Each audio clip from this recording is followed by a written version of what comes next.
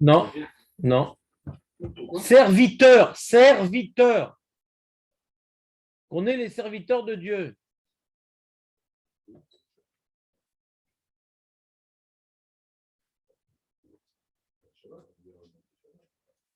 Non. Tu peux me lire ce qui est écrit sur Shabbat, il y a marqué qu'on est les serviteurs de Dieu. Tu peux me lire?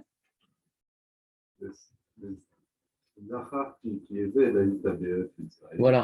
C'est marqué qu'on est serviteur de Dieu ou qu'on était évêque en Égypte, qu'on est serviteur de Dieu, je demande.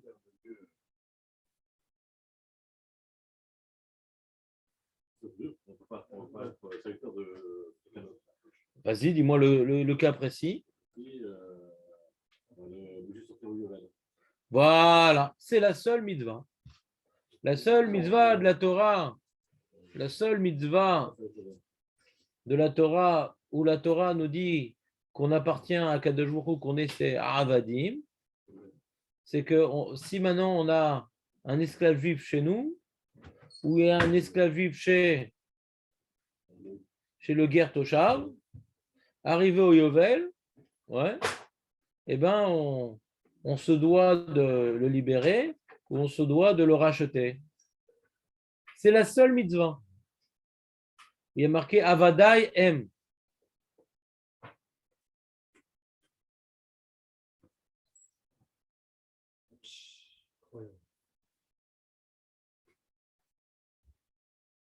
Nathan, qu'est-ce qu'on va faire, Nathan? Faut que tu...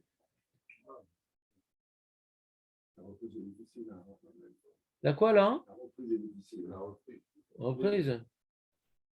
C'est combien d'années que vous êtes en reprise, les mecs? Ouais. Reprise de volley. Ah, vous avez parlé de ça, vous avez vu? Qu'est-ce qui s'est passé? La reprise de volley hier, vous n'avez pas vu? C'est quoi? Vous n'avez pas vu le match hier? Non? Vous avez pas dit votre fils? Non? Qu'est-ce que c'est? Quoi, il y a une reprise de volley? C'est le match de l'année. De qui? De quoi? La finale de la Coupe d'Europe, City contre Real, 4-3. Manchester City contre Real, 4-3. City. City? Le Real éliminé? Tout match de l'année. Et quoi, il y a une reprise de volley? Il y a eu tout. Ah, d'accord. Le Real était éliminé? Non, il y a un match retour. Il a mis un but de 2. Incroyable. Un match, c'est. Bon, David, mais est-ce que la Torah te réjouit autant? Ouais. J'aimerais. Bon, soit un Baal Tchouva. Non, parce que vous avez parlé de reprise de volley, je pensais que c'était. Il y en a qui s'en foutent de la Torah. Alors viens. Par rapport à votre fils, je te laisse ton libre arbitre. Comme ça, tu as un but dans ta vie. C'est bon, tu as compris ou pas? La seule mitzvah. Donc, c'est-à-dire, c'est rare c'est une mitzvah qu'on ne peut pas accomplir aujourd'hui. Il n'y a plus de Éved Ivri. Mais on comprend que c'est pas du moussard, quoi. C'est une idée très simple, quoi. Le juif, il est esclave, il faut le libérer. Pourquoi? Parce que comme ce juif-là qui est esclave, qui est arrivé d'Ivry, c'est moi qui l'ai libéré d'Égypte pour en faire mon esclave. Les Juifs, ils ont été libérés d'Égypte pour devenir les serviteurs de Dieu. Donc il dit Rashi, Shtari Kodem. Donc personne ne peut acquérir un Juif, ni un Goy, de manière définitive. Pourquoi? Parce qu'ils appartiennent à Dieu. Donc c'est une mitzvah qui est explicite, quoi. C'est explicite. Comme on appartient à Dieu, on ne peut pas appartenir à quelqu'un d'autre. D'ailleurs, on apprend une halakha qu'on avait vue dans Baba Metzia, Marco, tu te rappelles? Quand tu avais des mèches blondes et tout, il y a longtemps. Que dans Baba Metzia, on a vu que quelqu'un maintenant qui travaille et qui va arrêter son travail, on ne peut pas l'empêcher. Et là-bas, c'était écrit le pasouk de ce sujet-là, il y a marqué Kili Bene Israël Avadim, Avadai M. La Gemara rapporte le pasouk là. Donc même quand tu travailles pour quelqu'un, il y a non, tu ne peux pas me lâcher et tout, je vais retenir ton salaire, nanani, nanana. C'est un grand problème d'Alara. C'est un grand problème d'Alara. Alors après, maintenant, quand la personne, elle vient maintenant, il y avait un mariage, et il ne vient pas pour faire l'orchestre, ou pour faire l'enterrement, ou pour faire ci, pour faire ça. Alors il peut perdre de l'argent dans l'histoire. Il y a des cas particuliers, tu ne peux pas entraîner un ézec. Mais quand ça n'entraîne pas un ézec à l'autre, ouais. va devoir se fatiguer à chercher quelqu'un d'autre, mais il ne va pas avoir un ézec. Sa production ne va pas être détruite, son événement ne va pas être raté. Ouais. Il ne peut pas te retenir et il ne peut pas retenir ton salaire. Ah, mais attends, mais tu me fais un sale coup là. Alors, des fois, il a le droit d'avoir ta aromette. Tu te rappelles? Il peut grogner, mais il ne peut pas retenir l'argent. Pourquoi? Sur ça, la Gemara dit qu'il lit Béné Israël Avadim M. Avadim Avadai M. Donc, ce n'est pas uniquement, c'est-à-dire cette halakha-là que tu aurais pu croire, Marco, qu'elle s'applique dans le cas où j'ai un esclave, un Eved Ivri, que je dois libérer au Evel. Non, quand j'ai un salarié aussi. Il peut arrêter son travail quand il veut. Si ça n'entraîne pas de dommages, ouais, eh ben, je ne peux pas lui retenir 1 centime de son salaire. D'accord, on l'a vu, mais est-ce qu'on le réutilise au bon moment? Ouais. C'est clair et net ou pas? Donc, dans le cadre du travail, que ce soit Eved ou salarié, ouais, alors cette notion-là de Avadai, ouais, M, est citée uniquement dans le cadre du travail.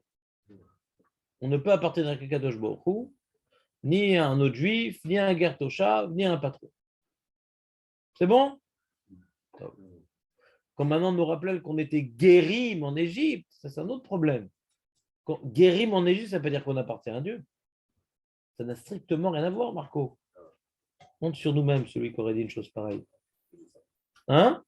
T'as pas dit une chose pareille, d'accord? T'as une feuille, Jérémy, t'as pas de feuille, toi? Comment on va faire? Je crois qu'il m'en reste une, je suis pas sûr.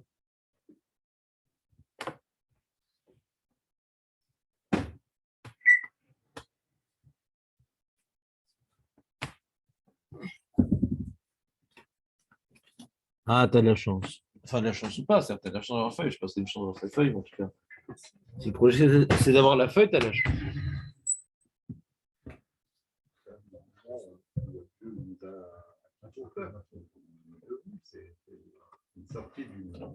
Alors, il y a deux façons d'étudier. Il y a deux façons d'étudier. Il y a être pointilleux sur les mots ou de faire des amalgames.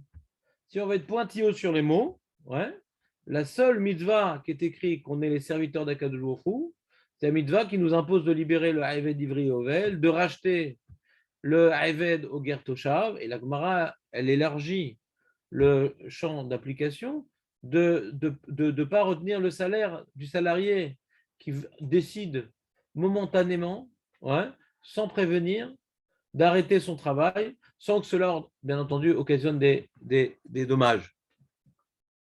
Si on veut être précis dans les mots. C'est le seul cadre dans lequel la Torah s'exprimait Avadai M. C'est bon? Jérémy, tu as fait cette mara? Pas du tout. Pas du tout. Il a un travail précis. Ça veut dire que c'est pas. Tu manques d'imagination et je ne répondrai pas à ta question. Pas du tout. Non, j'essaie d'imaginer. Mais quelqu'un qui vient, qui travaille tous les jours, du jour au lendemain, il te dit non, j'arrête. Ben, tu as un dommage obligatoirement. D'accord, très bien. C'est pas le cas où ça pourrait pas être dommageable. C'est pas un bon. Alors s'il ne travaille pas, ça veut dire. Il fait semblant. Avec ça, tu m'as dit qu'on a fait cette mara. Ah, il y a plein de cas. D'accord, il y a plein de cas. Si maintenant, quand je recherche maintenant sur le quai de grève, ouais, d'autres employés et que le prix augmentait, ou à cette heure-ci, je ne peux pas trouver, etc. Alors, c'est ça que ça s'appelle des dommages. Des fois, non, je peux trouver à n'importe quelle heure un arabe. Ouais. J'avais pris quelqu'un pour me faire un déménagement, etc. La veille, il m'appelle. Ah non, je ne peux pas venir. Le lendemain, j'ai retrouvé quelqu'un au même prix. Tu manques d'imagination, c'est tout. Mais bien sûr qu'il y a des cas où il n'y a pas de dommage. Et même s'il n'y avait pas de cas où il n'y a pas de dommage, ça ne change rien à la lara. S'il n'y a pas de dommage, on ne peut pas retenir son salaire. Je donne une définition. C'est parce que tu manques d'imagination que la définition est fausse. La définition, c'est s'il n'y a pas de dommage, tu ne peux pas retenir son salaire. C'est la définition. Dans quel cas on l'applique? Bon, Hachem, tu n'as pas une société qui s'occupe de retrouver des employés je ne sais pas, d'intérim, je ne sais pas comment on appelle ça. Ouais. Mais dans tous les cas, on n'a pas le droit de retenir son salaire, puisqu'il a travaillé jusqu'à un temps X. Il a le droit à son salaire. Non. Si maintenant le mec, ouais, il a au milieu du mariage, il s'en va, il ne fait plus la musique, bien sûr que maintenant je vais devoir au dernier moment retrouver un autre orchestre. qui va demander beaucoup plus cher, va dire que je vais retenir son salaire parce qu'il a entraîné un dommage. Il a travaillé, d'accord, mais comme maintenant il n'accomplit pas le contrat qui était normalement de finir le mariage jusqu'au bout, ouais. Ah ben j'ai travaillé, je devais travailler 5 heures, je travaillais 2h30, donne-moi la moitié. Il dit, d'accord, on va voir si je trouve un orchestre qui est prêt à faire la deuxième moitié au même prix que toi. Ouais. À Zenbaya, si maintenant je trouve un orchestre qui fait le double, ben tu recevras zéro.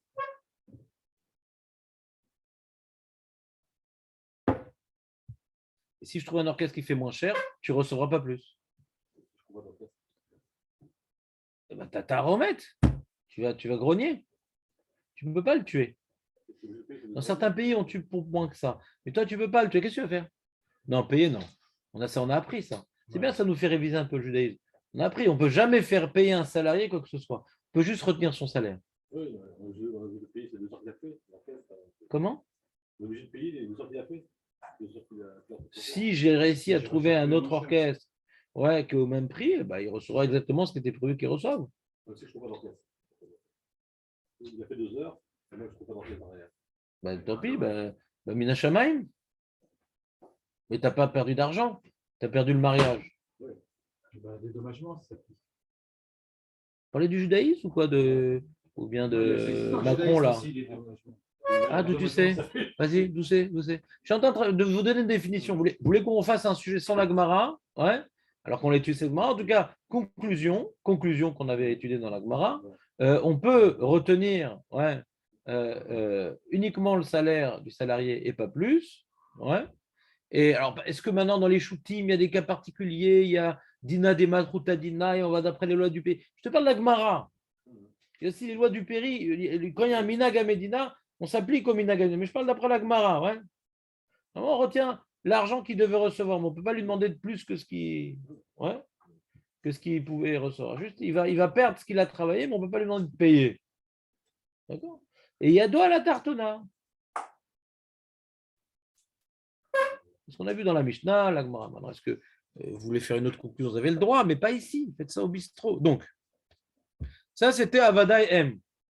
Avadai M. Après, on a vu Vezacharta qui Eved Aïta.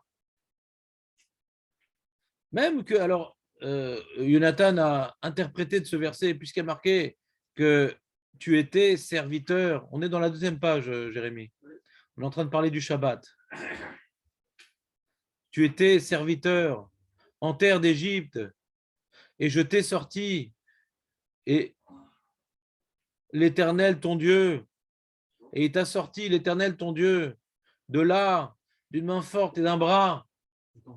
Ah, pas puissant. Hein? Alken, Sivecha, Hachem, Elokecha, la Sot et Yom Shabbat. Donc il n'y a pas marqué qu'on est les serviteurs de Dieu. Il y a marqué que rappelle-toi que tu étais serviteur et qu'il t'a sorti de là-bas. Ah, mais ça veut dire la même chose. Ça veut pas dire la même chose. Peut-être qu'il ne nous a pas sortis pour faire de nous des serviteurs. Anéloda. Un mec, il est dans le trou. Tu jettes une corde. Il doit travailler pour moi toute la vie. Il n'y a pas marqué ici qu'on est les serviteurs d'Hachem dans cette mise. Il y a marqué qu'on était serviteurs et Hachem nous a sortis là-bas d'une main forte et d'un bras étendu. Ouais. Mais ce n'est pas écrit mes fourrages qu'on est les serviteurs. Là où c'est écrit mes fourrages, c'est dans le cadre du Eved d'Ivry, qui est acheté un juif ou un Gertoshav ou la Gemara l'a dit aussi un salarié, ouais, que maintenant il peut appartenir qu'à Dieu. Ça, c'est le seul cas où c'est écrit mamash qu'on est ses serviteurs. Là, on peut comprendre une idée, comment dirais-je, de devoir. Parce qu'il y a marqué Alken sivecha Hashem elokecha la sot et yom Shabbat. C'est pour ça qu'Hachem il t'a ordonné. Donc on voit que le fait qu'on était esclaves en Égypte et qu'Hachem nous a libérés en déployant tellement d'énergie, ça entraîne qu'on est chayav. Donc c'est clair que c'est mechayev la sortie d'Égypte. Ça nous oblige d'obéir. Mais qu'on s'appelle serviteur de Dieu, c'est pas écrit dans le verset. Je peux être chayav de faire quelque chose pour quelqu'un sans être son serviteur. Ouais. Donc la notion qu'on est mamash et serviteur. Ouais. C'est-à-dire, on peut dire que c'est sous-entendu dans le verset, mais ce n'est pas obligatoire. C'est clair, Jérémy, ou pas? Ouais. Ou là, tu débarques trop? Non, je démarre, mais pourquoi le flou, ça serait sur le Shabbat et pas autre chose? Sur le. Pourquoi ça serait sur le Shabbat? Ah non, il y a toute une liste. Tu as vu la feuille comme elle est grande? Ouais. Toute une liste de mitzvot. Ouais. Toute une liste de mitzvot où on voit qu'il y a marqué voilà, je t'ai sorti d'Égypte.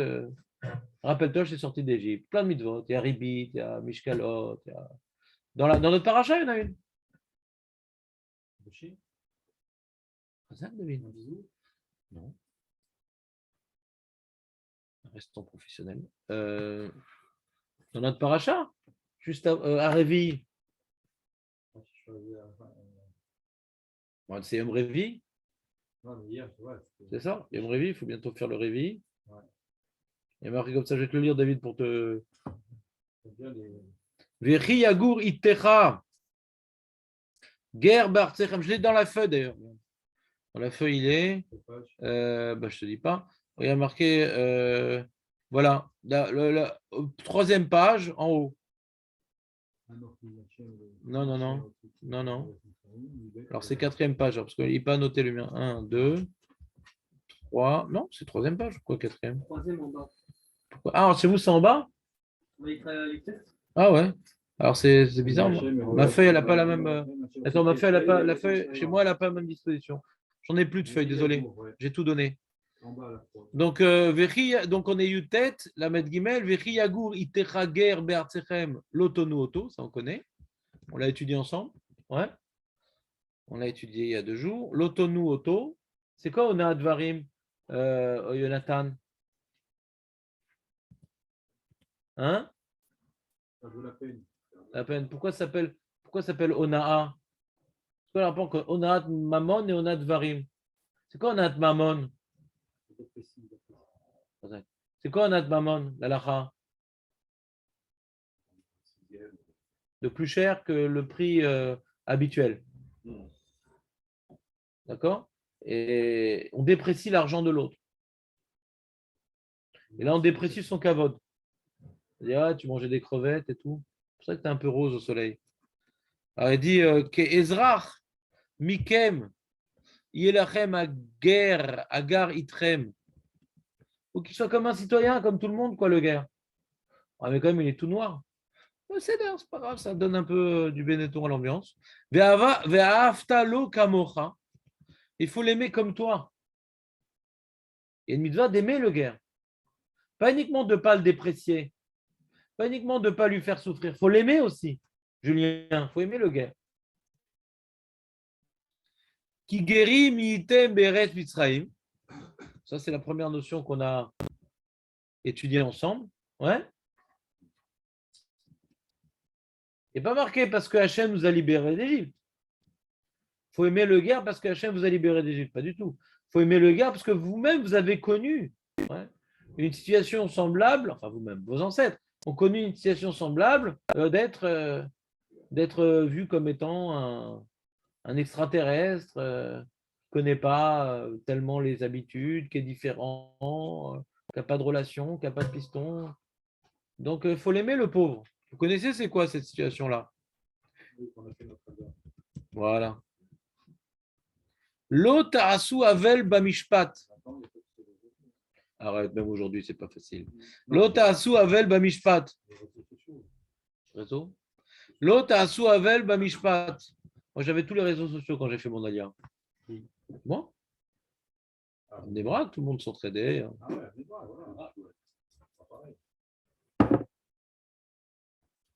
Chaque question, il y avait une réponse. L'autre asu avel bamishpat. L'autre asu avel bamishpat. Ne faites pas un avel. C'est quoi avel?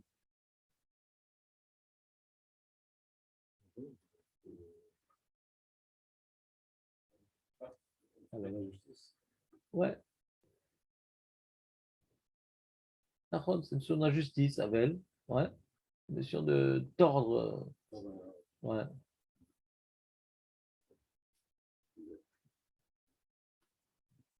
On peut faire un jeu de mots. La Torah l'aime bien, les jeux de mots. Hein. Ça s'écrit comme ol. Ouais. Il y a un joug. Ouais, tout ce qui est les valeurs de la Torah, c'est un joug. Ouais. C'est-à-dire, on ne peut pas on peut pas se libérer. Ouais.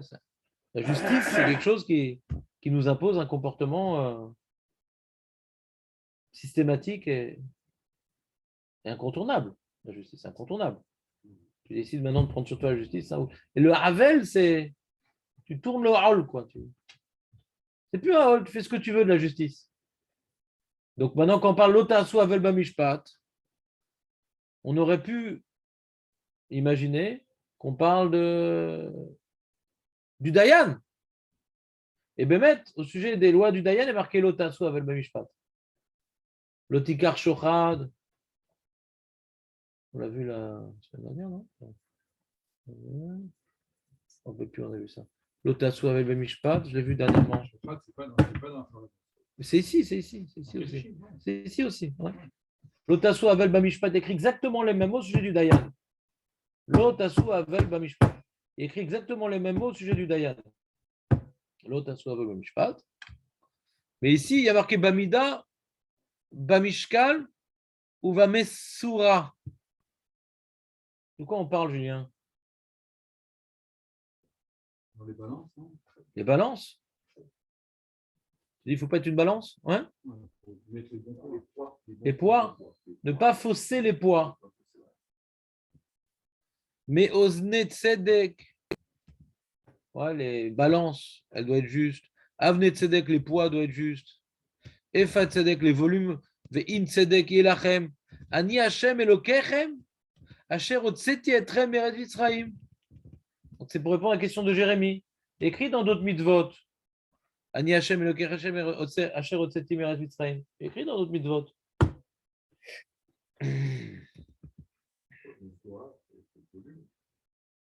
Ouais. C'est 3 formes de mesure. C'est dans le lach, il y a marqué. Quand c'est liquide. C'est quand c'est liquide.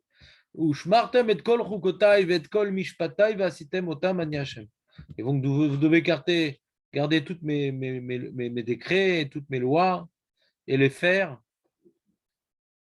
Ani Hashem, je suis l'Éternel. Donc, on voit à chaque fois quand on parle de la sortie d'Égypte, ça vient maintenant engendrer, puisque Hashem, moi l'Éternel, votre Dieu, vous est sorti d'Égypte, alors c'est pour un programme. Shlach et ami ve'ya'avduni. Ça vous rend obligé d'obéir à mes lois. D'accord? D'obéir à des lois, c'est pas forcément parce qu'on est aved, quoi. On peut être citoyen aussi. Ouais. Comme maintenant on rentre dans un pays, ouais, en France, on doit obéir aux lois. Dina de Malchuta Dina. Quand on devient des avadim, pas forcément. C'est-à-dire, il y a un contrat, quoi. Il y a un contrat à respecter. Les droits et les devoirs. Comme on dit, comme on défend s'exprime, la sortie d'Égypte, c'est une sortie conditionnée. On nous libère à condition. D'accord? C'est clair, Léon, ou pas? On peut dire aussi ici qu'on est les Avadim d'Akadosh Baruch Hu. Mais c'est aller vite en besogne parce que ce n'est pas écrit dans le verset. Et on peut très bien comprendre qu'on est obligé de faire des mitzvot, ouais, sans être évêque. On peut très bien comprendre qu'on est obligé d'obéir à un système de loi sans être esclave. Là, on te dit maintenant, ça va engendrer que tu vas devoir obéir. Alors, on étudiera cette mitzvah plus tard. Là, on était dans le Shabbat hier. Mais juste pour vous dire que, répondre à la question de Jérémie, cette notion-là de la sortie d'Égypte, c'est lié que à Shabbat? Réponse, non. Ce n'est pas lié que à Shabbat. Maintenant, il faudra justifier pourquoi dans chaque mitzvah qu'on parle de la sortie d'Égypte, qui va engendrer de respecter cette mitzvah-là, pourquoi ces mitzvot-là particulièrement? Qu'est-ce qu'elles ont de particulier ces mitzvot-là qu'on doit maintenant rappeler la sortie d'Égypte dans ces mitzvot-là? Toutes les mitzvot qu'on fait, elles sont liées à la sortie d'Égypte. Toutes, d'accord? Alors pourquoi dans certaines mitzvot c'est mentionné, pas dans toutes? Ça, c'est une question, Jérémie. La Gemara demande dans Baba Metzia Samech Aleph. On va voir là. On va faire un tableau après lister. J'étais sage. Et pas de bisous. Donc revenons à Shabbat, qui est un sujet très très complexe, Shabbat, très très complexe. Donc Julien va nous faire un résumé de ce qu'on a vu hier d'ailleurs. Hein? Moi officiellement je suis encore en vacances. Ouais. vrai, tu reprendrais le dimanche. Ouais. Le pays. Ouais.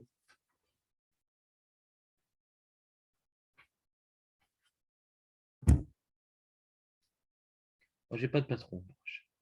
Le Rav ne me demande rien. Non, le Rav Esman ne demande rien. Enfin, un grand patron. Je sais, c'est ça avec le Rav Esman, c'est comme ça. Il y a Hachem. Il nous fait confiance. Il dit alors, c'est quoi tes heures, c'est quoi ton truc? T'étais là, t'es venu, t'es pas venu. Avant, tout vachement dans la tête. Ouais, c'est que Ça oblige aussi. ça nous, ouais, c'est ça exactement. Après, moi, un problème de conscience après. Parce qu'il me dit rien, est-ce que j'ai bien fait mon travail? On peut témoigner. Quoi, c'est vrai? Alors, Julien, te rappelles ce qu'on a dit un peu sur Shabbat hein. Je vais t'expliquer, on va relire le Passouk. Il y a un grand problème dans ce verset-là, Jérémy. Tu as déjà étudié un peu la Mesa du Shabbat, Jérémy, ou pas? Dans le sens de la Torah. On a l'habitude de faire les Melachot, mais c'est quoi le Shabbat?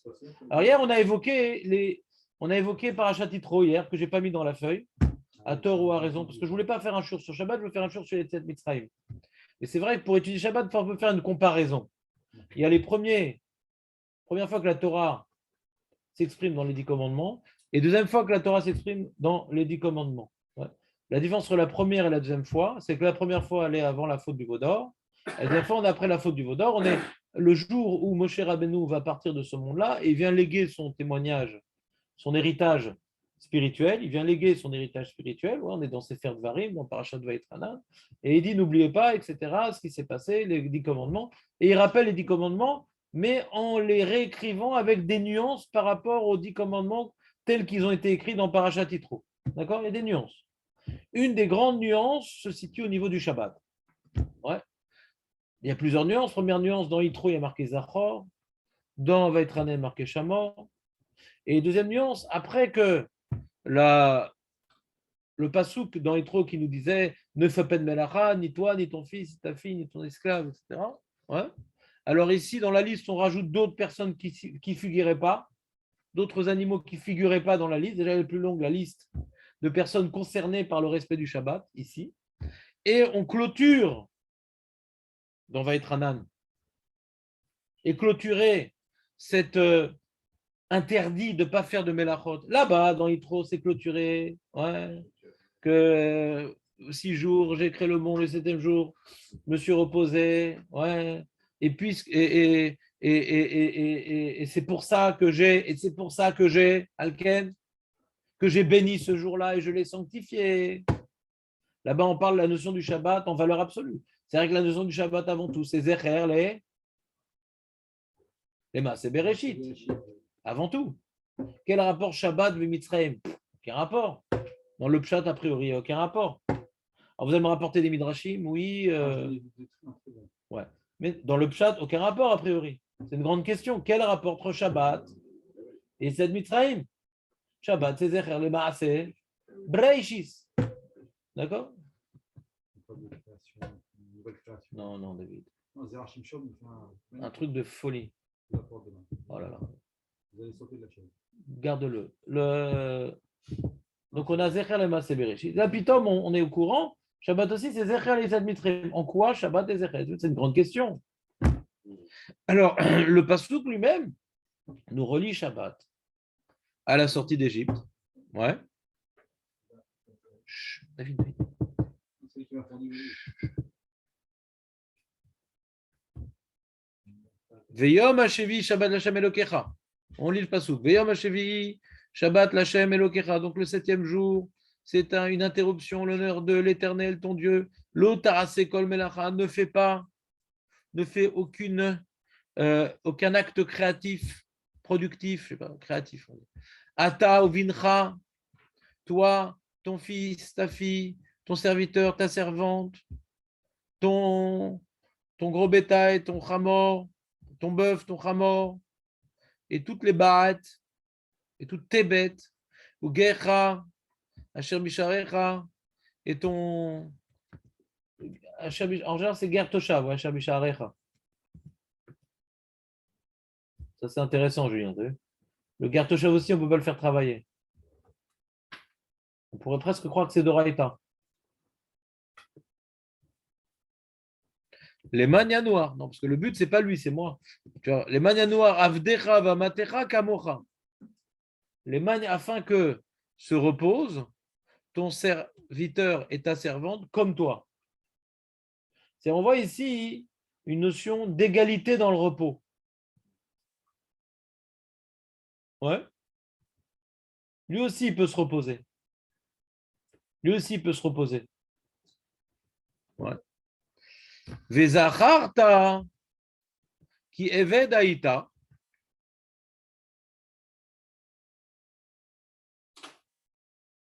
Il n'y a pas marqué comme dans Mishkalot, Ani Hashem Lekechem, Asher Otseti Etrem Eretz Misraïm. Il n'y a pas marqué je suis l'Éternel ton Dieu qui t'a fait sortir d'Égypte. Non, il n'y a pas écrit ça.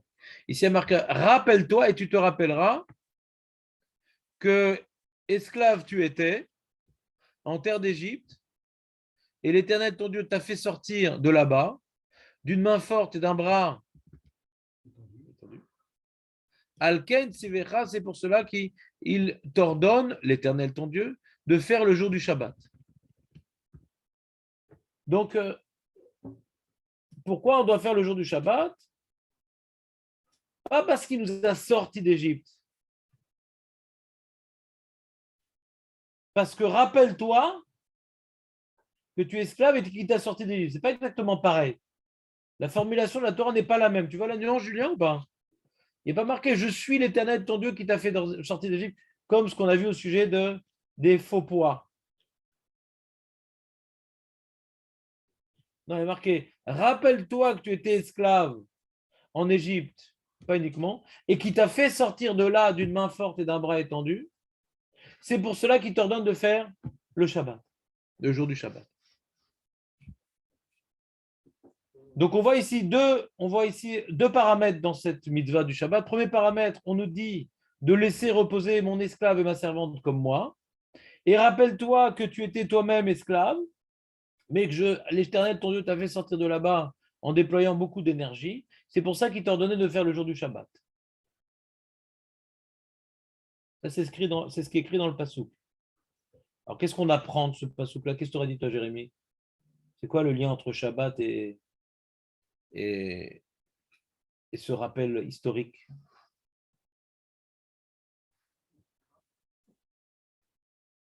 C'est dans les 10 commandements, quand même. Un protestant connaît ce verset. Hein?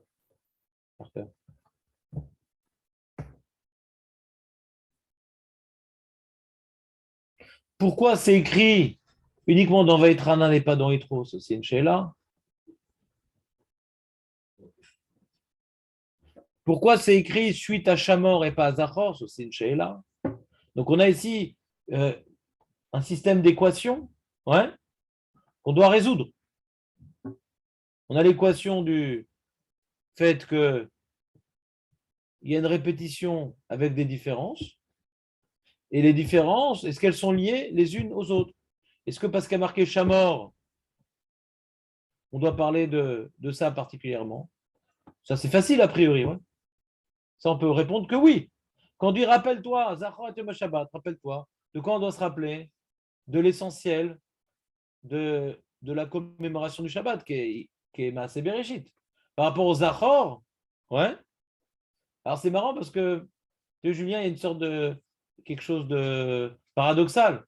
Parce que quand on te dit Zacharta dans le Shabbat, c'est uniquement dans Shamor. Il n'y a pas marqué Zacharta, hein, que Hachem il a créé le monde. Qui est marqué? Alors paradoxalement, il est marqué Zachor et qui? Parce que Hachem il a créé le monde en 6 jours et il s'est reposé le 7e. Et là, il est marqué Shamor, il dit Zacharta. C'est un peu paradoxal, ouais. Mais c'est clair que, à part les jeux de mots qu'il ne faut pas faire, ouais, par rapport aux Zachor, Yom Shabbat et des choses, c'est clair qu'on doit se rappeler du jour du Shabbat pour le sanctifier. Et qu'est-ce qu'on doit rappeler? L'essentiel du rappel du Shabbat, c'est Bereshit. Donc c'est clair que ça aurait été dommage de parler d'Yetziat Mitzrayim dans Zachor et Yom Shabbat et Kadesho. Pourquoi ça aurait été dommage? Parce que le Shabbat ne vient pas nous rappeler la sortie d'Égypte en première ligne. C'est fait pour rappeler la création du monde et qu'Hachem s'est reposé 7e jour. Maintenant, dans Shamor, c'est quoi Shamor? Ouais, c'est tout ce qui est Shamor, c'est que c'est une retenue. Zachor, c'est un effort, et Shamor, c'est une retenue, c'est une passivité face.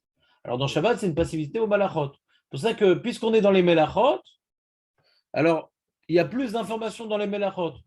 Là, on a cité plus de bêtes à ne pas faire travailler, on a cité Ger Asher Bisharecha. La liste est plus grande dans la retenue du travail ici, Julien. La liste est plus grande dans la retenue du travail. Et on peut comprendre dans la retenue du travail, ouais. Elle dit, ben, toi, tu ne dois pas travailler, lui non plus. Ouais. Et vous devez vous retenir parce que si vous pouvez travailler aujourd'hui, si vous êtes libre pour travailler aujourd'hui, c'est que vous êtes sorti de vos états d'esclavage. Si vous êtes libre aujourd'hui pour travailler durant la semaine, avant, vous ne pouviez pas ni travailler ni vous reposer. Vous deviez travailler. Pas vous pouviez, vous deviez travailler, ça vous plaise ou non, dans un domaine qui vous plaise ou non. Et cette construction, elle n'avait rien à voir avec votre vie. C'est la construction d'un autre. On travaillait pour les autres, ouais, en Égypte. D'accord? Si maintenant, aujourd'hui, vous pouvez travailler et vous pouvez vous arrêter, c'est bien grâce à moi. Quand on te dit, rappelle-toi que tu étais esclave et qu'Hachem t'a fait sortir de là-bas, et c'est pour ça qu'il t'a ordonné de faire le Shabbat, on parle ici pas par rapport à ce que vient commémorer le Shabbat comme événement. Qu'est-ce que Shabbat vient commémorer? La création du monde. Mais comme on doit commémorer la création du monde par une interruption de travail, comme on doit commémorer la création du monde par une interruption de travail, si tu n'as pas envie d'arrêter de travailler, dis non, moi, je n'ai pas envie d'arrêter de travailler. Alors déjà, tu transgresses le Zachor. Le fait de ne pas vouloir arrêter de travailler, tu refuses de commémorer le Maaseh Bereshit. On dit Kola, Mechalel le Shabbat, il est quoi il fait le Maaseh Bereshit. Tu refuses de commémorer. Mais tu refuses aussi de te rappeler que la liberté que tu as aujourd'hui de travailler, elle vient d'Hachem. Et comment ça marche en 2 étapes? C'est-à-dire, quand maintenant je travaille à Shabbat, je refuse 2 choses. D'abord, je suis kofer b'maaseh bereshit, donc je vais effacer le Zachor et Yom Shabbat, les Kadeshot. Mais aussi maintenant, ce refus de retenue, ce refus d'accomplir le Shamor et Yom Shabbat, les Kadeshot, ce refus de retenue, c'est non, moi j'ai envie de travailler. Je dis, mais attends, mais tu n'es pas complètement libre. Tu as été sorti d'Égypte de manière conditionnée. Comment ça, tu refuses? Comment ça, tu refuses d'arrêter de travailler? Mais rappelle-toi que tu étais esclave. C'est Hachem qui t'a sorti de là-bas. Ouais. Et regarde toute l'énergie qu'il a déployée pour toi, Hachem. Alken, Sivecha Hachem Elokecha Latzot et Yom HaShabbat.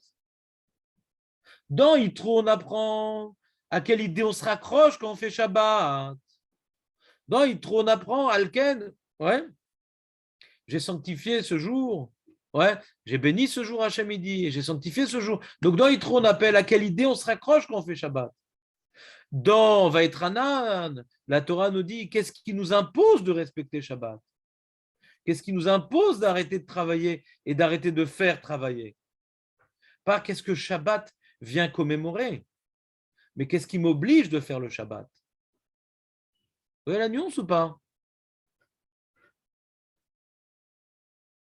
C'est clair, non? Jérémy, c'est clair ou moins clair que prévu? C'est mieux.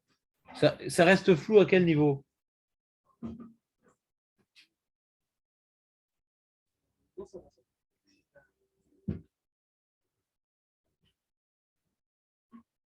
Maintenant, par rapport à la question que j'ai posée précédemment, j'ai dit pourquoi cette information figure dans les 10 commandements qui sont venus après la faute du veau d'or.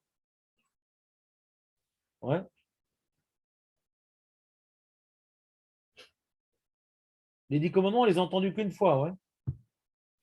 Il n'a pas répété Hachem. Hachem, il n'a pas répété. Il n'a pas. Allez, Moshe remonte, on va faire un deuxième prise. Il a dit qu'une fois, les 10 commandements. Maintenant, il y a eu 2 louchot. Et louchot qui ont été cassés et qui sont écrits de la main d'Hachem, truc, avec toutes les différences que vous connaissez dans les Midrashim, et qu'il y avait un miracle, les lettres elles tenaient entre eux. Voilà. Et les deuxièmes louchot. Et les deuxièmes louchot. Et quoi, il y avait marqué Shamor dans la deuxième louchot? C'est une question ce qui avait marqué dans les louchot. Parce qu'on dit Zachor et Shamor bedibur echad neemru. Ouais, Qu'est-ce qu'il y avait écrit? Compliqué, ouais. il y a les deux. C'est écrit. J'ai tué ça de nombreuses années, j'ai oublié. C'est le Mara dans Sanhedrin. Chut. C'est quoi le balagan là-bas? C'est qui fait la vaisselle? Bouche, là. C'est un coup de Samuel ou pas?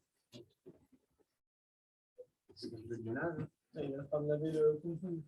Ouais, j'ai demandé au Rav qu'ils ne viennent pas pendant les heures du Limoud, les fidèles de la synagogue. Bon, je ferai encore le Rav. On reprend. Donc c'est un grand sujet, qu'est-ce qu'il y a écrit dans les louchot?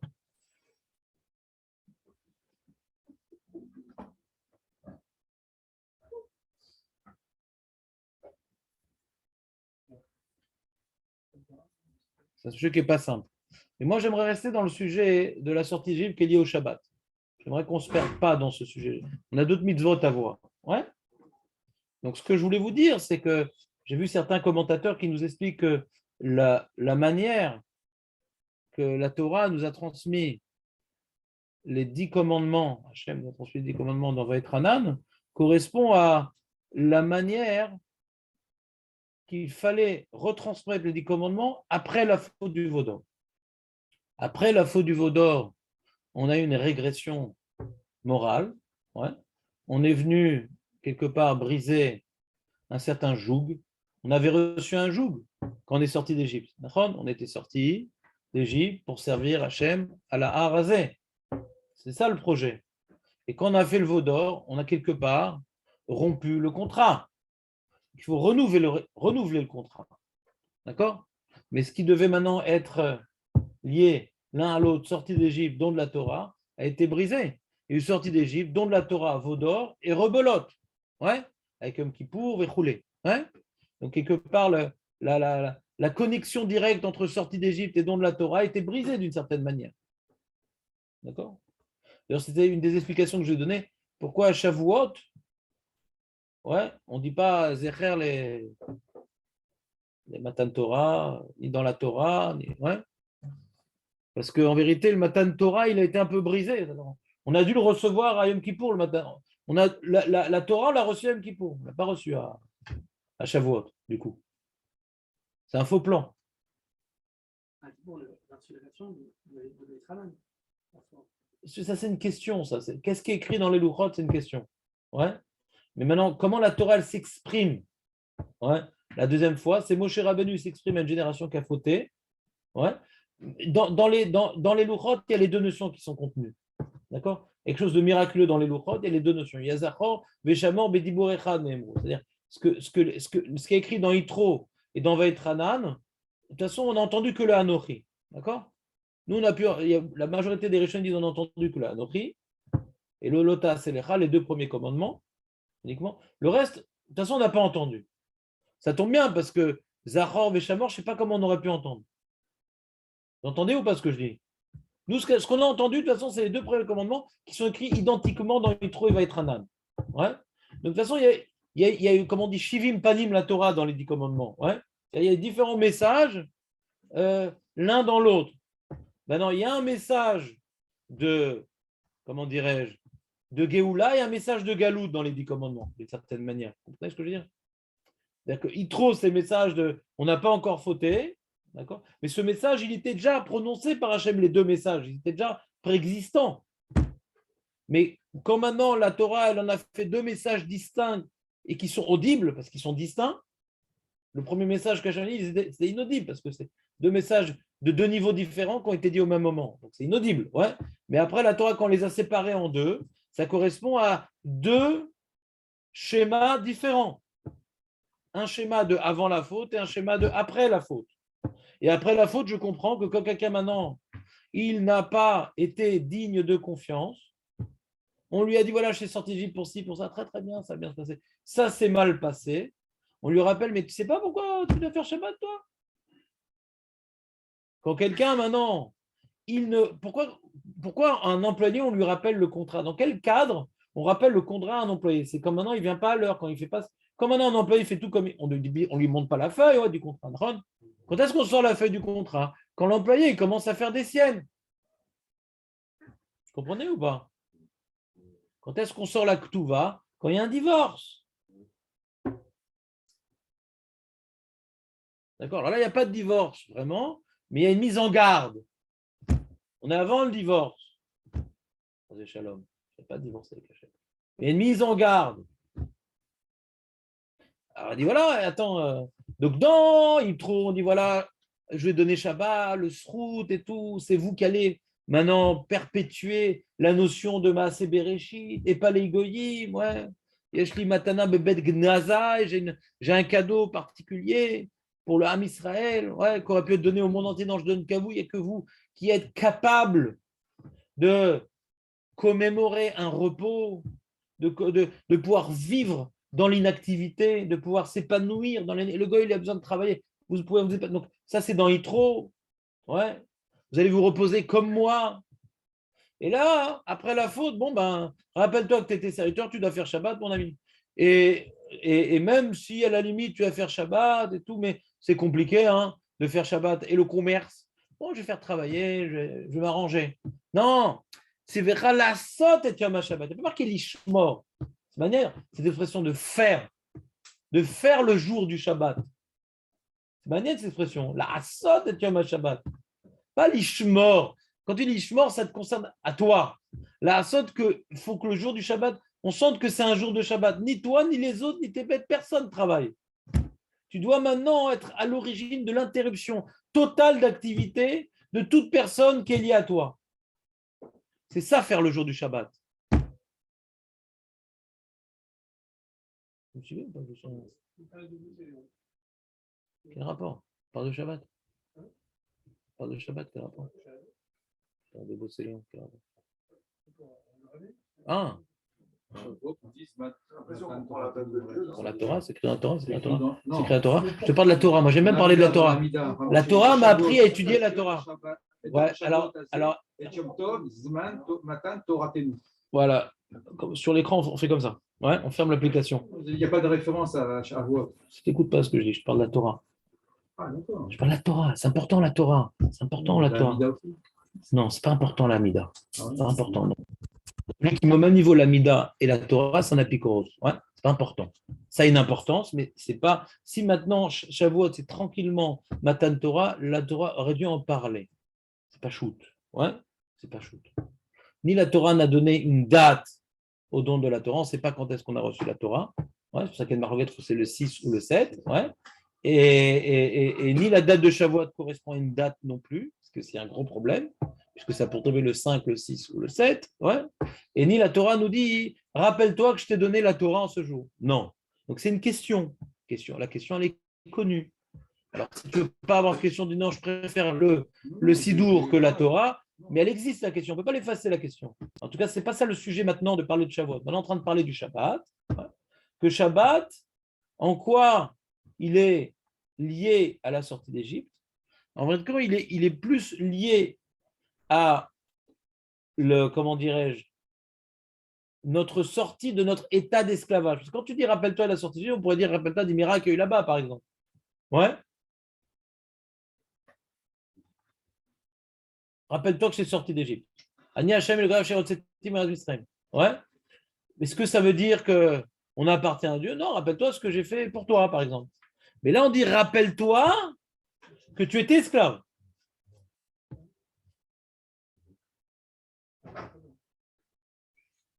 Rappelle-toi que tu étais esclave. Donc je reprends. Donc de Shabbat, voyons voir maintenant les commentateurs qu'est-ce qu'ils disent. Ouais, on a un Midrash Agada qui dit Zacharta qui Eved Aïta B'Mitzrayim V'Tzecha Kadosh Baruch Hu Misham Le Menucha. Alors c'est maintenant, on a l'impression que dans le Midrash, Hachem nous a sorti là-bas d'Égypte, ouais, les Menucha, pour la Menucha. On se croira en plein Yom Ha'atzmaut, ouais. On arrive en Israël pour les grillades, ouais. Laquelle il y a noir avdecha v'amatecha. C'est pour ça que doit se reposer ton. Alors ça nous impose quelque part à comprendre c'est quoi la menoucha, quoi. Alors la définition sicilienne et écorce de la menoucha, c'est quoi la définition juive de la menoucha? C'est de ne pas être un outil, quoi. Il y a quelqu'un maintenant qui mange pour travailler, qui travaille pour manger. Donc même sa menoucha, c'est pas une menoucha. Sa menoucha, c'est pour travailler. Donc il n'a pas de menoucha. D'accord, il n'a pas de menoucha. Il vit pour le travail. Et quand Hachem nous a sorti d'Égypte, c'est pour qu'on vive qu'autre chose que pour le travail. Par exemple, menoucha, c'est ne plus être éved. Si maintenant tu étais éved de Paro, maintenant tu es éved d'une start-up, bon, ouais, on a quand même évolué, mais c'est-à-dire, c'est pas une vraie Yetsia, quoi. On est à mi-chemin, on va dire. On est à mi-chemin. On s'est assujetti à autre chose. La Menoucha, c'est qu'on n'est plus assujetti. Ouais. On n'est plus lié à notre travail. Tiens, Aurel, il faudrait que je confisque, en fin de compte, j'ai oublié. J'espère que tu m'en veux pas. Mais comment ça, tu n'as pas le choix? C'est sûr, tu n'as pas le choix. Il y a 1h30 dans la journée, sur 24 heures, c'est pas énorme. Bah, des fois. Si tu appelles Shabbat. Ah, c'est la famille, sa famille? Non. Si c'est le travail, il n'y a pas de piquoir tes fèches.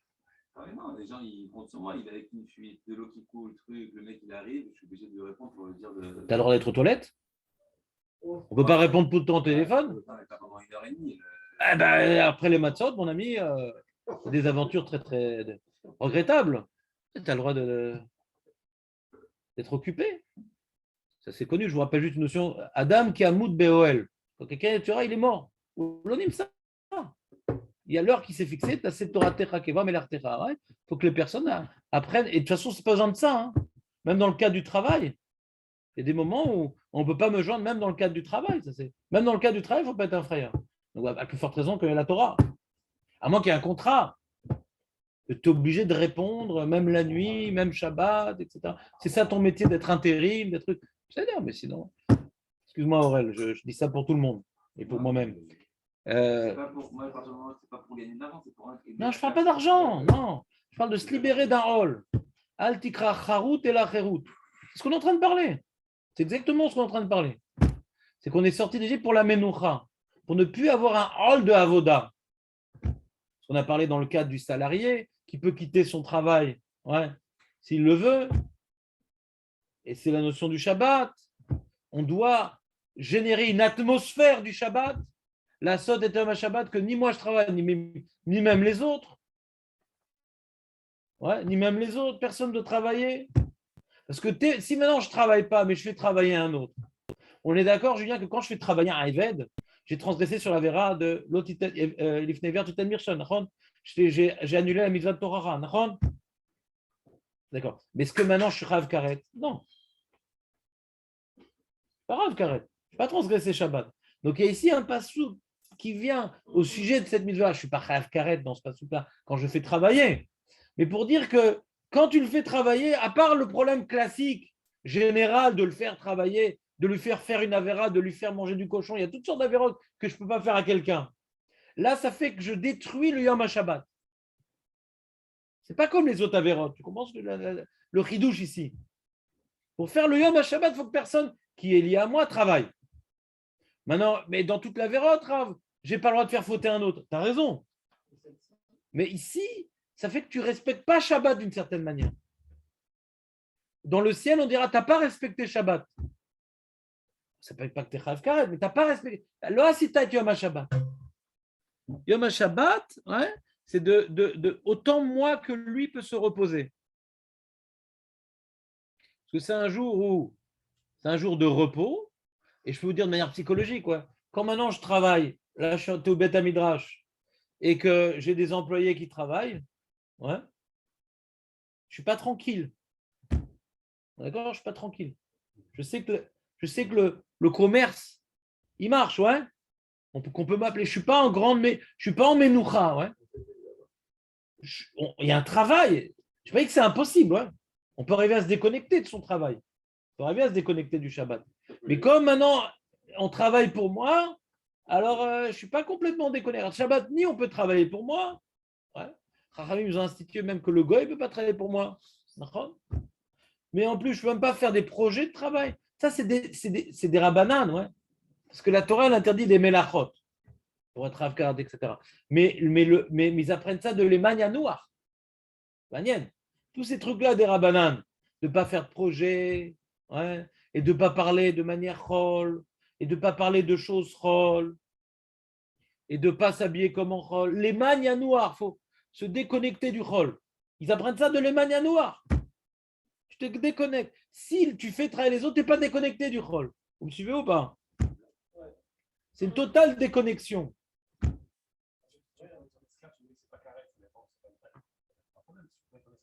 Ouais, c'est une question. Hein. Ouais, c'est. A priori, ouais. A priori, dans le chat, ça devrait être comme ça. Hein. C'est compliqué. C'est un sujet compliqué. Parce que c'est compliqué. Je ne vais pas ouvrir le sujet. C'est un gros sujet. Ouais, c'est un gros sujet. Il y a dans Ebamot, Kofiud Dalet. Une fois que j'ai le sujet, c'est pas simple. Il y a un Rajba qui pose la question. On n'a pas vu mes fourrages que c'est un sourd de Raïta et tout. Ça devrait être un sourd de Raïta de faire travailler un Gertoshav. Ouais. Mais c'est pas comme ça. Ouais. Donc c'est là d'être un passou plus, on va dire, philosophique que le khatik.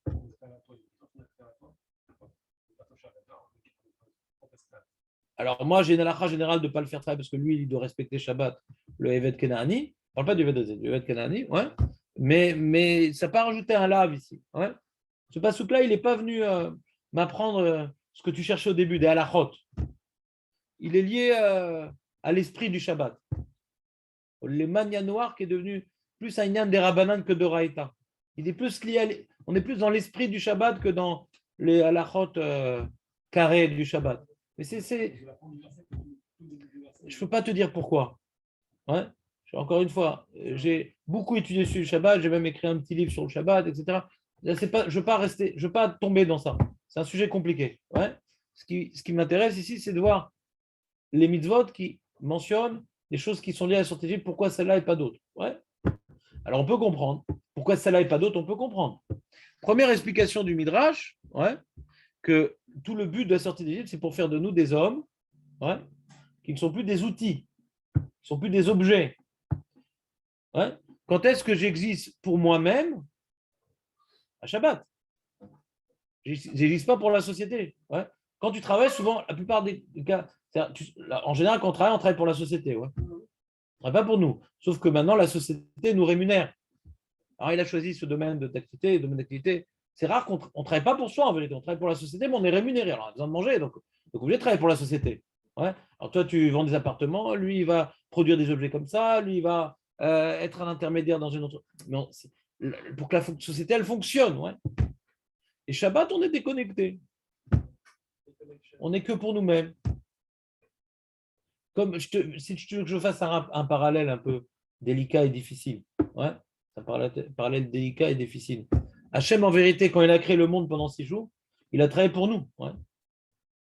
Mais quand il s'est arrêté de travailler le 7e jour, ouais, il était au plus haut niveau de lui-même parce qu'il n'était pas à notre service. Il a dévoilé ce qu'il était. Un peu, ouais, il est déconnecté du monde, le 7e jour. Dieu existe même s'il ne crée pas. Et nous, on existe même si on ne crée pas. Il y a des gens, tu vois, aux États-Unis, ils vont avoir dans mon annuaire de relations combien ils gagnent. Qu'est-ce qu'il fait comme métier. Ouais. Je ne sais pas qu'aux États-Unis, mais nous, les Français, qui n'aiment pas les Américains, on disait ça sur les Américains à une époque, je ne pense pas qu'on soit très différents aujourd'hui. Mais disons qu'encore en France, on a du mal à dire combien tu gagnes. Ce n'est pas habituel. Aux États-Unis, paraît-il, je ne sais pas, je n'ai pas vécu, mais comme ça on raconte, que les gens, ils se parlent comme ça. Ouais, je ne connais pas, mais si ça doit être tellement répandu, il va y avoir une part de vrai. Pas chez tout le monde, mais ils n'ont pas honte de ça. Ils vivent pour le travail. Et bien, c'est des bosseurs, les Américains. Pourquoi ils n'achètent pas de maison, les Américains? Parce qu'ils se déplacent en fonction de leur travail. Ils sont tout le temps en déplacement. Une fois, ils ont vécu tant d'années en Los Angeles, Miami, un truc. Ils vivent pour le travail. Ils vivent pour le travail. En France, il y a une notion, non, on aime, tu veux choisir le travail en fonction de la retraite, en fonction de la cantine, ouais. Les Américains, non. Non, ils se payent leur propre retraite et ils se débrouillent pour manger. C'est comme ça. C'est des bosseurs, les Américains. Un mal à sauter. Mais par rapport, et c'est pour ça que les Juifs se sont très rapidement assimilés aux États-Unis et ont très rapidement abandonné le Shabbat. Parce qu'il y a de mal à sauter. Si tu ne viens pas travailler samedi, ben, tu es renvoyé. Il y a de mal à sauter. Tu ne peux même pas envisager l'idée que tu ne vas pas venir samedi. Haine.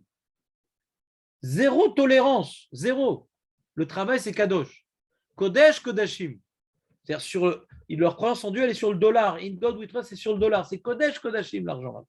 Kodesh, Kodashim. Et quand on est sorti d'Égypte, on est sorti de ça, quoi. L'esclave de Paro du dollar. Donc ici, on est en train de dire, si tu n'arrives pas à faire Shabbat, et arrêter, sache une chose, rappelle-toi pourquoi je t'ai sorti d'Égypte, pour la Ménoucha. Donc là, c'est pas tellement une mise en, d'après ce midrash, c'est pas tellement une mise en garde. Je te rappelle, un des buts de la sortie d'Égypte, ouais, c'est pour que tu arrêtes d'être un homme-objet, d'un boulon dans une machine.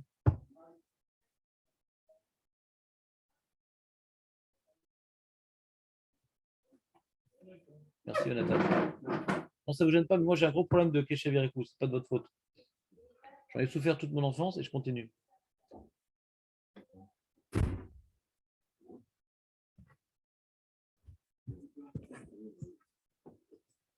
On continue. Il y a le Midrash Tanaïm, les Acharta, tout ça c'est des Midrashim pas connus, c'est pas Midrash Rabbah, hein. C'est en général des Géonim qui ont écrit ça, ces Midrashim. Ils sont plus récents que Midrash Rabbah. Ouais. Rabbah, hein, c'est un Amora, Midrash Rabbah.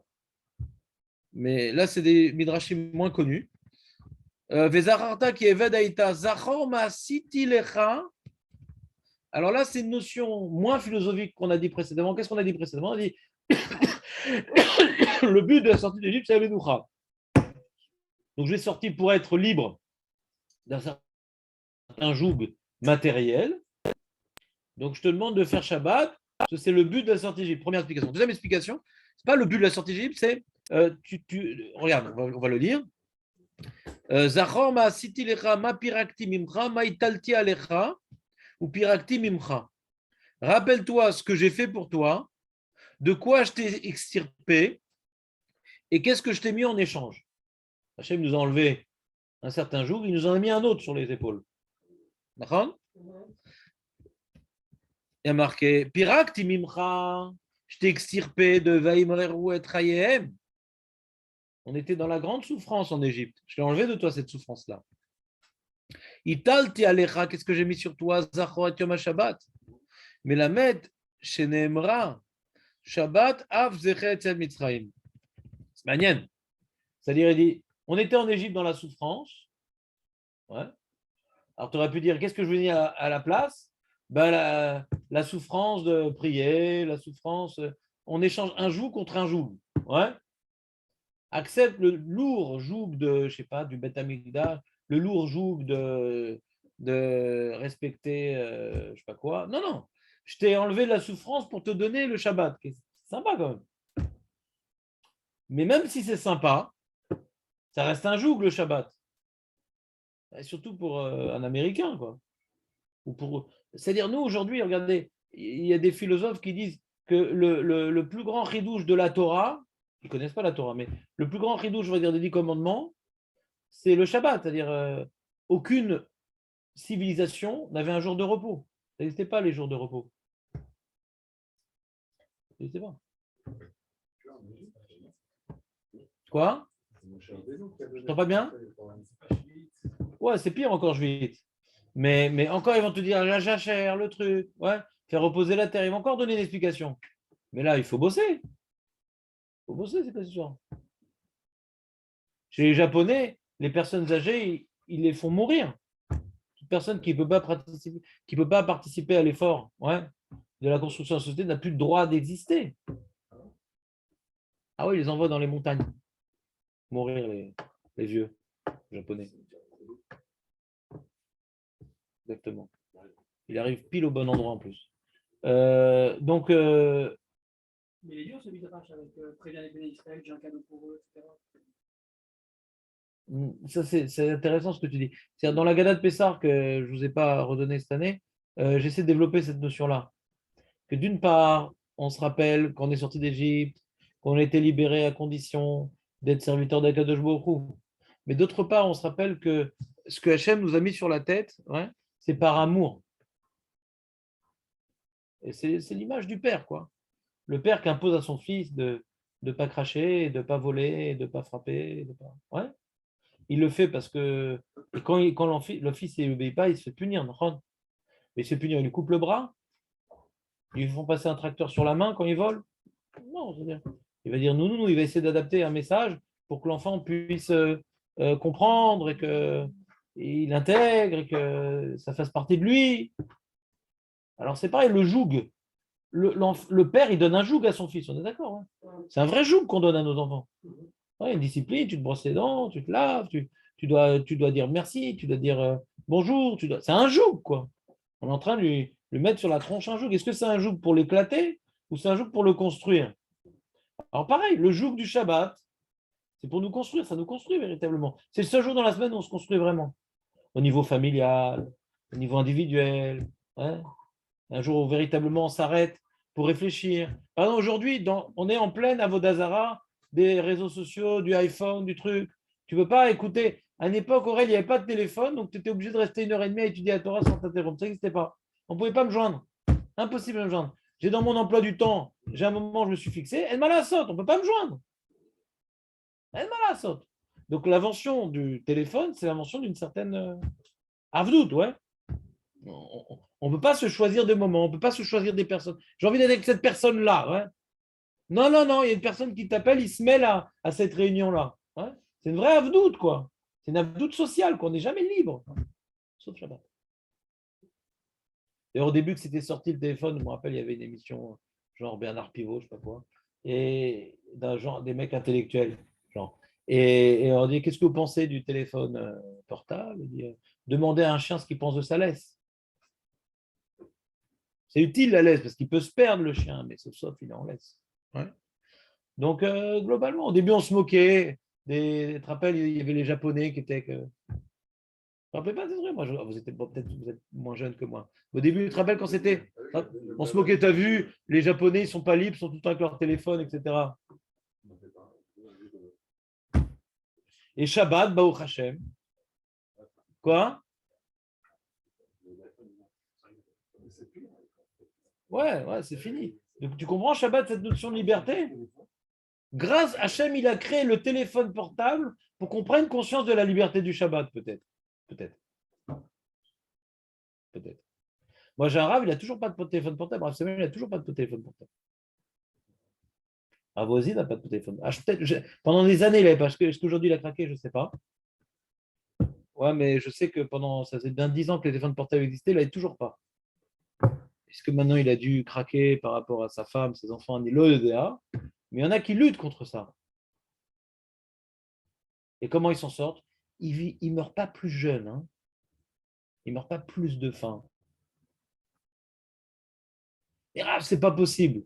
Je ne sais pas. En tout cas, savoir que c'est possible, c'est ce que tu dis. Savoir ce que. Tu vois, regarde, moi j'ai étudié pendant des années avec Jérémy Bérébi qui a beaucoup plus de responsabilités professionnelles que vous. Ouais.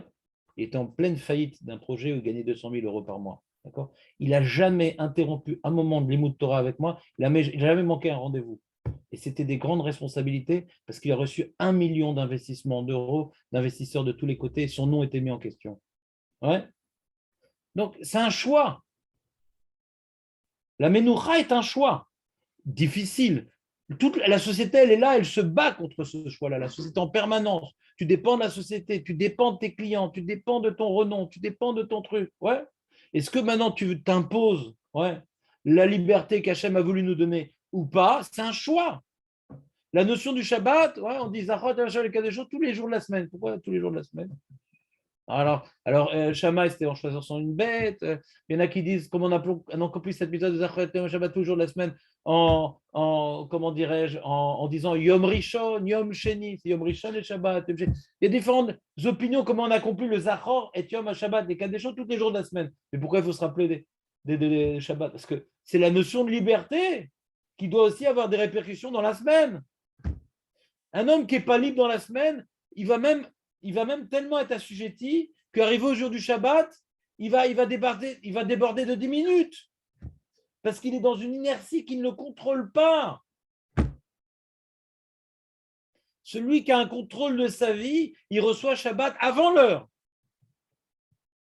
Mais celui qui a l'habitude d'être esclave de sa femme, de son patron, de ses plaisirs, de sa paresse, il n'arrive jamais à Shabbat à l'heure. Il a du mal à rentrer dans la phase Menoucha. Parce que toute sa vie dans la semaine, elle est à l'encontre de cette phase-là. Vous comprenez ce que je veux dire ou pas? Donc celui maintenant qui n'arrive pas à fixer un moment pour les moods, ce n'est pas votre cas, Baruch Hashem, c'est qu'il n'est pas lié à la notion de Shabbat. Shabbat, ça doit nous donner un moment, je m'arrête, j'arrête tout. Et ça, on le véhicule aussi par le Limud Torah. Il y a un moment dans la Torah, on arrête tout. Adam qui a Yamud Be'oel, ou Alo Shel Torah. Vous suivez ou pas? Il y a des moments d'arrêt de tout.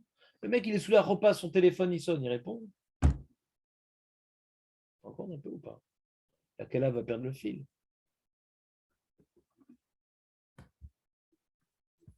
Non, je t'en veux vraiment pas, Aurel. Vraiment, je profite de l'occasion. Non, vraiment, je sais que tu fais beaucoup d'efforts pour la Torah, donc on ne prend vraiment pas à titre. Mais comme maintenant, on parle vraiment du sujet, ouais, de se libérer de l'écrou, du petit écrou de la machine que nous représentons, que je t'ai pris Chazé Shalom alors que tu ne représentes vraiment pas cette image-là. Je sais que tu fais beaucoup d'efforts pour la Torah. Et beaucoup. Sûrement plus que moi. Le Riskouni, qu'est-ce qu'il explique? Riskouni, c'est un Rishon qui a un commentaire sur la Torah. Il reprend très souvent le Ben Ezra, mais en étant un peu plus explicite. Alors il dit Piresh Akatuv Kanata Mipnema Shoftim Eved Ve'ama. Pourquoi le serviteur et la servante ils doivent interrompre leur travail? Chalier d'écart chez Atem Ve'movdim Kol Shitime Amase ou Bejvi Nachim. Tiskor ki aïta Eved Kamu Bemitzrayim Ve'evdecha Hashem. C'est un truc incroyable, Julien, ça. C'est un peu, tu vois, comme la matzah, tu vois, regarde. La matzah, ouais, quand tu vois, ah, papa, pourquoi on prend du pain qui n'est pas levé et tout? Non, parce que comme on ne fait pas lever le pain pour te rappeler qu'on est sorti dans la répression. C'est un rappel, c'est un rappel. La matzah me rappelle ce qui s'est passé. Maintenant, comme on dit, papa, pourquoi Mouloud, je ne sais pas comment il s'appelle, ouais, l'esclave, ouais, il peut s'appeler Gontran, je ne sais pas comment il s'appelle, le méchané. Pourquoi il ne travaille pas d'habitude et tout? Il m'apporte ça, il me fait ci. Pourquoi il ne travaille pas? Bah, tu vois, là, toute la semaine, il travaillait, et nous aussi d'ailleurs. Et le Shabbat, on ne travaillait pas, bah, d'ailleurs, lui non plus. Ouais. Et ben, c'est pour nous rappeler qu'un jour, il y avait un jour, à une époque, où on ne pouvait pas se permettre d'arrêter de travailler. Si on prend l'esclave, ouais, c'est une sorte de matzah. Nous aussi, on est la matzah. On dit regarde ça, on dit matzah, ouais, quand tu vois l'esclave qui ne travaille pas. Ouais. T'entends, c'est intéressant ce qu'ils disent, c'est-à-dire quand tu vois l'esclave, vraiment c'est l'esclave officiel, quoi. Les dents blanches, tout. Vraiment l'esclave Eved Kenani. Vraiment l'esclave. Et là, il doit arrêter de travailler. Il pourrait avoir une alarme, parce que c'est Marnian ce qu'il dit, ce risque. On a l'impression que la halakha du Eved Kenani qui doit respecter le Shabbat, elle est liée à ça. Bon. Alors que nous, on aurait dit non, Eved Kenani, il doit se comporter comme un juif, globalement, ouais, dans la Averot, pour pas qu'il t'influence.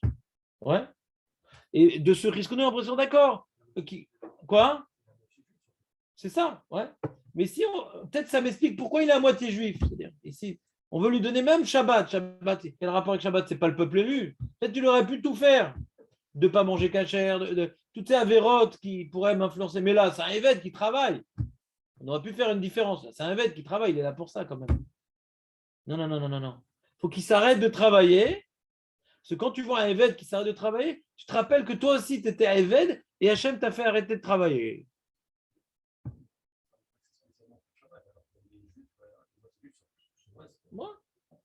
Je te dis, d'après ce Rishkuni, ça revient à dire que s'il n'y avait pas cette notion du Shabbat, il aurait été à moitié juif dans tout, sauf dans Shabbat. Shabbat, c'est un cadeau. Ouais, Matana Bebed Nazal, c'est que le Amnifrar, ouais, que le peuple élu, que le peuple élu qui peut. Et quand maintenant on le libère, alors il devra aussi respecter Shabbat, par exemple. Il y aurait une halakha comme ça entre deux. Il aurait été entre deux. Il est entre deux un peu le Evet, parce qu'il n'a que les misotes négatives et pas les misotes positives. Ouais. Eh ben, on aurait supprimé les misotes positives aussi le Shabbat. En disant par exemple que l'écart du Shabbat c'est le positif, c'est le Maaseh Bereshit. Il y a un Rambam comme ça, que toute l'interdiction de travail, c'est pour pouvoir commémorer le Maaseh Bereshit. Donc c'est le lot AC que le service du AC. Tu comprends ce que je veux dire ou pas? Si dit qu'on s'interrompt de travailler pour pouvoir commémorer c'est un AC, ouais. Donc le Icar, c'est un AC. Donc si le Icar, c'est un AC, peut-être que le Eved, il n'est pas concerné par ça. Il n'a pas de mise AC, lui. Je peux te faire des modèles qui m'auraient pu faire comprendre cette avamina. Ouais. Lui, il n'est pas concerné par ça. Il n'est pas concerné par ça. Par exemple, la matzah, c'est un AC, mais en vérité, qui est à fait le lot AC. On mange la matzah pour prendre conscience qu'on n'a pas le droit de manger du chametz. Shevet Yamim lo tochal chametz. Ouais. On voit la notion de chametz. La Pessah, c'est le chametz qui est important, c'est pas la matzah. D'accord, mais pour marquer le coup qu'on n'a pas le droit de manger de chametz, on mange la matzah. Mais c'est la particularité de Pessah, c'est qu'on ne mange pas de chametz.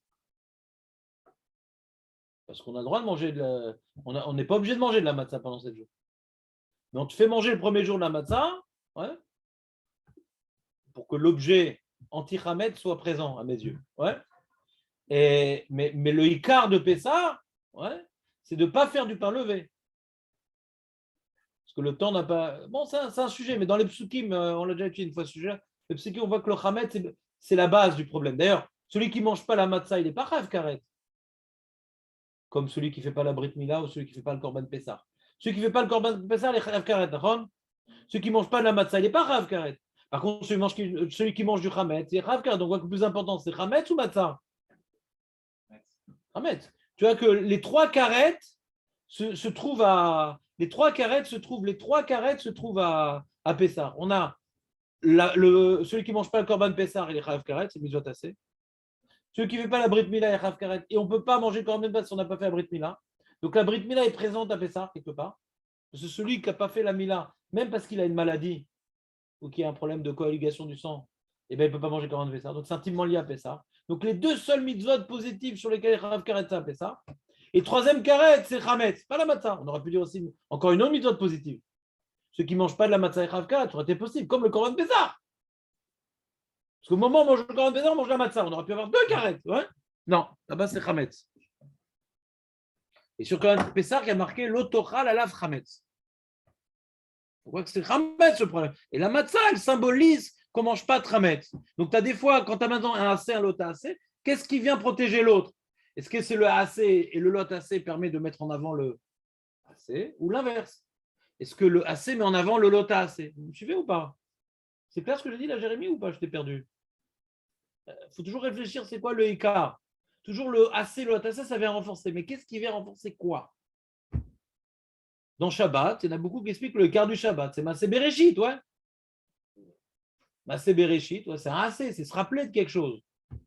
Comment je me rappelle, en adoptant le même, entre guillemets, comportement que Dieu, qui s'est arrêté de travailler. Donc pour me rappeler, il faut que je m'arrête de travailler.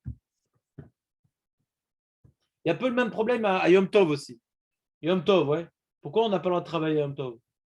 Ce n'est pas un but en soi d'arrêter de travailler. C'est pour pouvoir commémorer Pessah, commémorer Sukkot. Ouais. Si tu es dans le champ, tu ne peux pas commémorer. Donc le Issour Melachad Yom Tov, c'est pour commémorer. Shabbat, c'est plus fort que Yom Tov, parce que quand j'arrête de travailler à Shabbat, je commémore en soi le repos divin. Donc, c'est pour ça que c'est dans Shabbat, on peut se poser la question, qu'est-ce qu'est le écart? Peut-être l'interruption, elle est écarite là-bas. Parce que dans ça, je commémore. Alors dans Yom Tov, non, c'est stam. C'est pour pouvoir célébrer la fête. Il faut arrêter de travailler, c'est tout. C'est pour ça qu'il n'y a pas très Afkaret là-bas. C'est ouvert sur un lave. À Yom Tov. Ce n'est pas fondamental d'arrêter de travailler Yom Tov. C'est un moyen pour commémorer. C'est d'Oraïta, mais c'est un moyen pour commémorer. Et c'est pour ça qu'on peut cuire, on peut porter. Ouais. Tout ce qui m'aide à commémorer la fête est permis. Tout ce que à Shabbat, non. Le fait de tout arrêter, c'est le devoir. Vous voyez la nuance entre Shabbat et Yom Tov? C'est fondamental d'arrêter. Maintenant, qu'est-ce qui est le Ikar dans Shabbat? D'arrêter, de se rappeler. Ouais. Alors, on peut se poser la question. Mais c'est Ikari d'arrêter de travailler, parce que c'est la commémoration elle-même. Ce n'est pas pour commémorer, c'est la commémoration elle-même d'arrêter de travailler. Deuxième explication du Risconi. D'abord, ce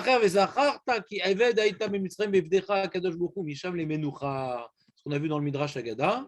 Donc,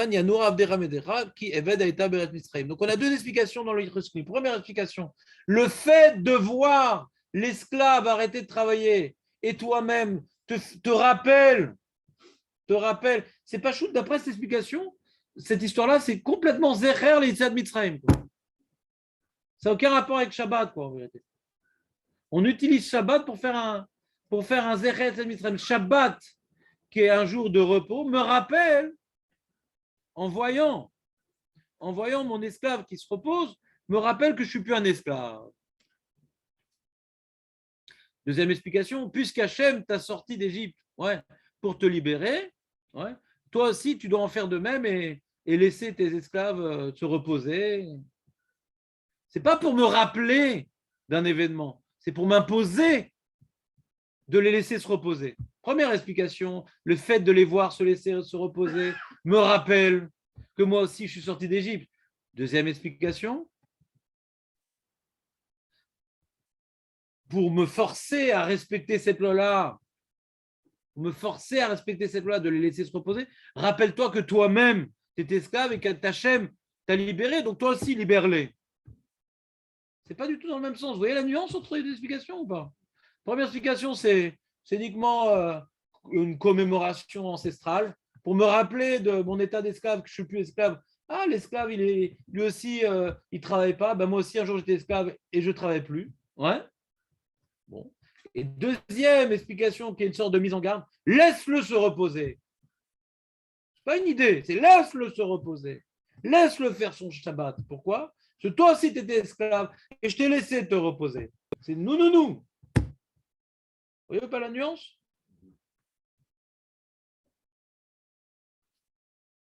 Et le Rashi va dans la deuxième explication. Almenatken padecha shetielo eved betishmor mitzvotav. Je t'ai libéré pour être ce que Jonathan a voulu dire dans le Shabbat, ce qui n'est pas écrit mes fourrages dans le Passouk, que Hachem nous a libérés d'Égypte pour faire de nous ses esclaves. Almenatken, shetielo eved. On parle de nous, hein. On soit pour Hachem un eved, betishmor mitzvotav. Maintenant, ce problème que dit Rachid, quel rapport avec Shabbat? C'est-à-dire, toutes les mitzvot, on pourrait dire que c'est Zecher l'Yitzhak Mitzrayim. Rachid n'a pas expliqué la spécificité du Shabbat dans l'Yitzhak Mitzrayim. Il a dit, quelqu'un il a un Yetzara de ne pas faire Shabbat. C'est dur de faire Shabbat. On peut expliquer Rachid comme ça de manière globale. Toutes les mitzvot où tu as un gros Yetzara, on dit ne crois pas que tu es libre. Mais Rav et tout, mais Hachem qui se fait aux États-Unis. Attends, mais tu seras encore en Égypte là. N'oublie pas que ta liberté, elle t'a étonné pour obéir à Hachem. Elle a obéi à Hachem. Dans quoi? Dans Shabbat, dans ci, dans ça. À chaque fois, il faudra justifier. Alors dans Shabbat, on peut justifier. Pourquoi? Parce que c'est très dur à respecter Shabbat. C'est très dur à respecter Shabbat. Celui qui a travaillé en France, aux États-Unis, il le sait, c'est très dur. Et celui qui n'arrive pas à respecter Shabbat, c'est l'oublier qu'il appartient à Dieu. Quoi. Et mais comment tu veux qu'on fasse, Rav? On ne peut pas s'en sortir. Mais c'est quoi, on ne peut pas sortir? Mais qui dit que tu as une alternative? Tu as été sorti d'Égypte, donc tu dois obéir à Hachem. Il y a pas, c'est pas maintenant, je vais réfléchir qu'est-ce que je fais dans la vie. Il y a pas. Il y a des choses, les mitzvot, on ne réfléchit pas parce que c'est notre raison d'être, parce qu'on est sorti d'Égypte pour ça. Donc, il y a des Shabbats, on peut comprendre que c'est véritablement une mitzvah très difficile à accomplir. Je me rappelais quand j'étais venu en Israël dans un programme de l'agence juive, j'ai demandé à une famille religieuse là-bas dans la ville de Carmiel, et ils m'ont donné un mec qui avait une grande barbe et tout, et qui n'avait pas de kippa, et il est venu nous chercher en voiture à Shabbat pour l'amener chez lui à la maison. Ouais. Et donc, lui, il vient d'une famille religieuse. Il n'était pas religieux, mais il venait d'une famille religieuse. Il a expliqué, ouais, non, moi, je ne peux pas faire Shabbat parce qu'il n'y a pas de jour de congé en Israël. On n'a pas le dimanche. Donc, j'ai dû arrêter le Shabbat. C'est-à-dire, même en Israël, c'est dur de faire Shabbat. De toute manière. Quand est-ce qu'on va sortir à la plage avec les enfants, on va les amener dans les tulips, etc. Il n'y a que Shabbat. C'est un sacrifice, Shabbat. C'est une obéissance. Donc, quand la question de l'obéissance se pose à toi, rappelle-toi que Hachem, il vient en premier, donc tu n'as pas de question sur l'obéissance. Shabbat, c'est une épreuve sur l'obéissance. Plus dur que manger caché. On s'arrange quand manger caché. Ça, oui, ça, non. Mais la Shabbat, comment je vais faire? Mon travail, c'est ma vie. Les enfants, c'est ma vie, je sais pas quoi. C'est des choses. Ça touche à des points, à des centres vitaux de l'existence d'un homme, le Shabbat. Après, on peut meubler le Shabbat, c'est un vrai bonheur, mais l'Oméchané, à l'origine, le problème de l'obéissance du Shabbat, elle est réelle. Donc, on a globalement 3 explications. On a l'explication très générale de Rashi. N'est pas d'Etzera sur Shabbat après la faute du veau d'or. On a prouvé notre désobéissance. Ouais. Alors, dit attention, hein. Là, je ne te redonne pas Shabbat avec l'idée, Massé Bereshit. Attention, hein, rappelle-toi, tu étais esclave et maintenant je t'ai donné les mitzvot, celle-là aussi, tu dois la respecter. Notion très générale, Rashi. Notion qui est proche, mais qui est moins générale. Ouais. C'est que, attention, hein, donne à ton esclave aussi la possibilité de respecter Shabbat comme toi, hein, pour que tu aies une atmosphère Shabbat. Lui aussi doit respecter Shabbat. Attention, hein, n'est pas les de continuer à faire travailler. Parce que toi aussi, tu étais esclave et je t'ai libéré. Ton esclave aussi, libère-le. Donc, c'est plus lié à une idée précise dans Shabbat, c'est une idée moins générale. Mais ça reste dans l'idée qu'on se rappelle dans cela qu'on a des devoirs envers Akadosh Baruch Hu d'obéir, mais ça s'applique au niveau du Hayven. Et troisième explication, c'est que le fait de voir mon esclave qui se repose me rappelle la sortie d'Égypte. Donc, c'est plus tellement lié au Shabbat, on utilise le Shabbat. On utilise le Shabbat pour se rappeler de notre libération égyptienne. C'est clair?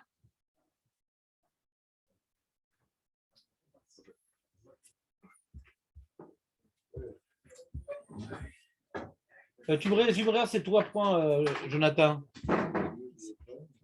Non, c'est...